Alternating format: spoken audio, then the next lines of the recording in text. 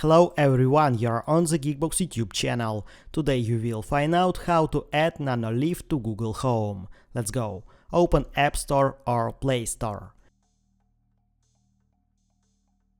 Find and install Nanoleaf app.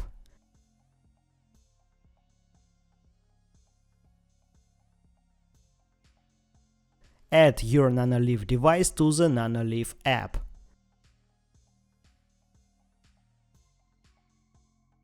After that, open the Google Home app.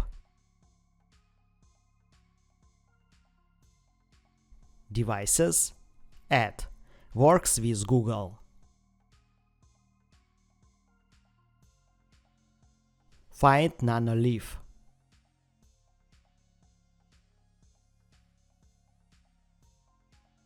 Continue.